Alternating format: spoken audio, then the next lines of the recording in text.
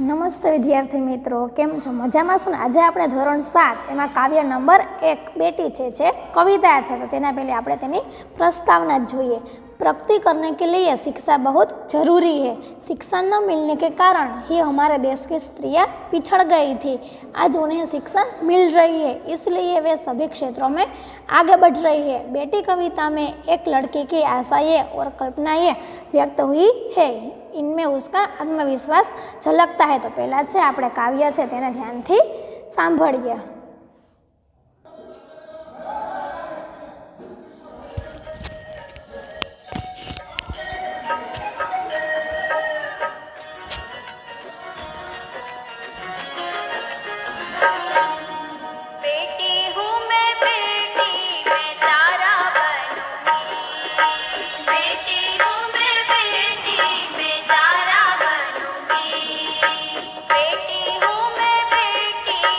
तारा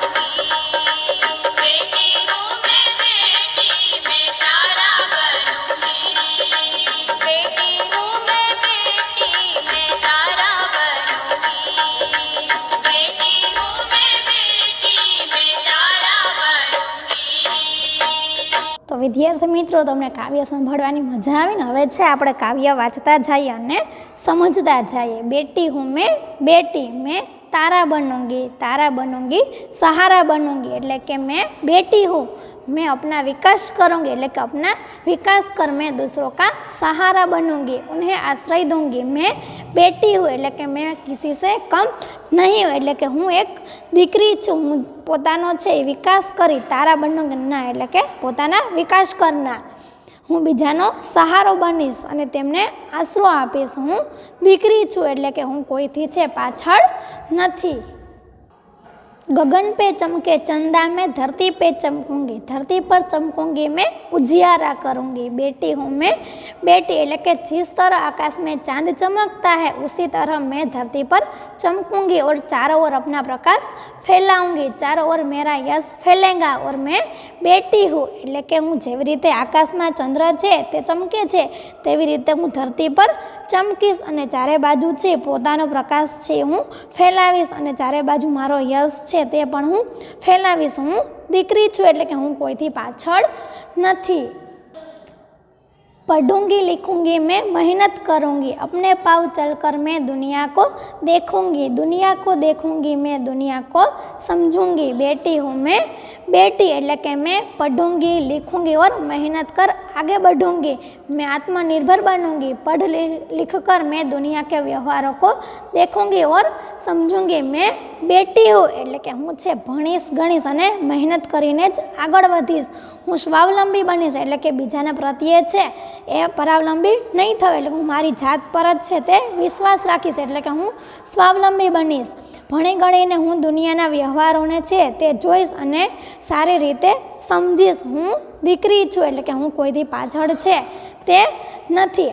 फूल जैसी सुंदर मैं बागों में खिलूंगी, तितली बनूंगी मैं हवा को चूमूंगी नाचूंगी गाऊंगी. बेटी हूँ मैं बेटी એટલે કે जिस तरह बाग में सुंदर फूल खिलते हैं उसी तरह मैं दुनिया रूपी बगीचे में खिलूंगी और अपने कार्यों से जीवन में सुगंध फैलाऊंगी. जिस तरह तितली हवा में उड़ती है उसी तरह मैं भी प्रगति करती हुई अपनी मंजिल पर पहुंच जाऊंगी. मंजिल पर पहुंचकर मेरा दिल नाच उठेगा और मैं खुश होकर गाने लग जाऊंगी. मैं बेटी हूँ એટલે કે જેવી રીતે છે બગીચામાં સુંદર ફૂલો છે તે ખીલે છે એવી જ રીતે હું દુનિયા રૂપી બગીચામાં ખીલીશ અને જે પોતાના કાર્યોથી છે એ જીવનમાં સુગંધ ફેલાવીશ એટલે કે એવા છે સારા કાર્યો કરીશ.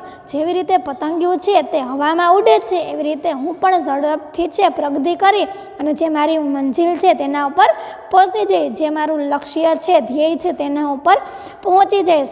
મંજિલ પર પહોંચીને મારું દિલ છે એ નાચી ઉઠશે એટલે કે હું મારું ધ્યેય છે ડૉક્ટર બનવાનું છે, શિક્ષક છે કે એ મારું ધ્યેય છે તે પૂરું થઈ જશે એટલે કે મારું દિલ છે એકદમ ખૂબ નાચી ઉઠશે અને હું ખૂબ જ ખુશ થઈ અને ગાવા લાગીશ કે હું દીકરી છું.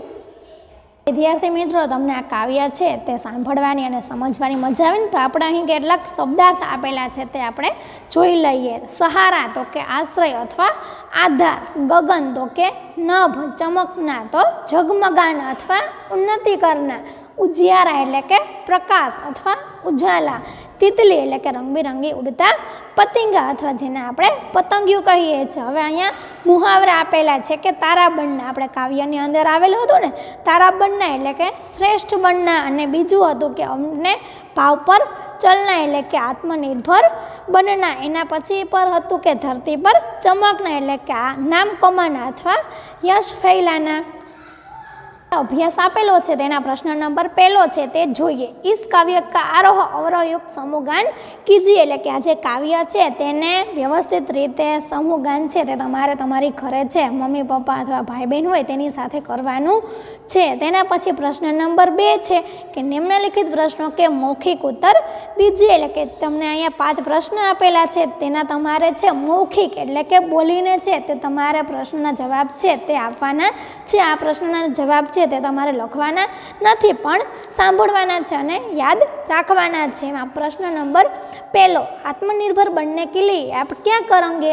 तो कि आत्मनिर्भर बनने के लिए हम पढ़ाई करेंगे, हम अपनी योग्यता के अनुसार कोई काम करेंगे, हमारा काम भले छोटा हो परंतु हम उसमें सफल होने की पूरी कोशिश करेंगे। एना पछी प्रश्न नंबर 2 आपेलो छे कि बेटी पढ़ लिख कर क्या करेंगी, तो कि बेटी पढ़ लिख कर और मेहनत कर अपने पैरों पर खड़ी होगी, वह सारी दुनिया को देखेंगी और समझेगी। इस तरह बेटी आगे बढ़ेगी और दुनिया को दिखा देगी कि वह किसी भी बात में कम नहीं है। एना पछी प्रश्न नंबर 3 आपेलो छे कि बेटी की तरह आप किसी का सहारा बनने के लिए क्या क्या करेंगे, तो कि बेटी की तरह मैं किसी का सहारा बनने के लिए पहले स्वयं को सहारा देने लायक बनाऊंगा, मैं खूब पढ़ूंगा और फिर धन कमाऊंगा, धन से मैं दूसरों की मदद करूंगा और मैं गरीब विद्यार्थियों की पढ़ाई लिखाई में पूरी मदद करूंगा। एना पछी चौथो प्रश्न है बड़े होकर आप क्या बनना चाहते हो क्यों, तो आ प्रश्नનો जवाब છે તે તમારે જાતે તમારે વિચારવાનો છે કે તમે છે મોટા થઈ અને શું બનો છો અને શા માટે, કારણ કે બધા છે એ બધા વિદ્યાર્થીઓ છે તેના ધ્યેય છે અલગ અલગ હોય છે। કોઈ વિદ્યાર્થી હોય છે તેને ડૉક્ટર બનવાનું હોય છે, તો કોઈને શિક્ષક બનવું છે, તમારે છે તમારી જાતે વિચારવાનું છે અને તે શા માટે। એના પછીનો પ્રશ્ન 5મો છે કે આપ जीवन में क्या करना चाहते हैं, तो कि मैं जीवन में समाज और देश की सेवा करना चाहता हूँ। एटले कि आ प्रश्न है ये पण तमारी जाते छे तमारे लखवानो छे कि तमे छे तमे तमारा जीवन में शुं करवा मांगो छो। एना पछी छे प्रश्न नंबर 3, बॉक्स में दिए शब्दों के अर्थ शब्दकोश में से ढूंढकर उन्हें शब्दकोश के क्रम में पतिया में लिखे। એટલે કે તમને એક બોક્સ આપેલું છે, તેના શબ્દના અર્થ છે તે તમારે સામે ફૂલ આપેલું છે તેમાં તમારે લખવાના રહેશે। તો એમાં પહેલું છે મિસાલ, તો મિસાલનું શું થશે એ તમારે વિચારવાનું છે। એના પછી ગર્વ, પછી અંબર, શાન અને કષ્ટ, એવી રીતે છે તમારે તેના અર્થ છે એ વિચારી અને અહીં લખવાના રહેશે। મિસાલ ઉદાહરણ, પછી ગર્વ છે એનું શું થાય તો કે અહંકાર, અંબર તો કે આકાશ, શાન તો કે પ્રતિષ્ઠા અને કષ્ટ તો કે મુસીબત। એના પછી પ્રશ્ન નંબર 4 आपेलो है कि निम्नलिखित शब्दों के उदाहरण के अनुसार उचित क्रम में रखकर अर्थपूर्ण वाक्य बनाइए। एमां तमने शब्द अने एक वाक्य उदाहरण आपेलू है कि चाहिए का प्रसार घर घर होना में शिक्षा, टूंक में आडाहवड़ा शब्द आपेला है ते तमारे शब्द है तेने व्यवस्थित गोठवी अने सरस मजानुं वाक्य है ते बनाववानुं छे।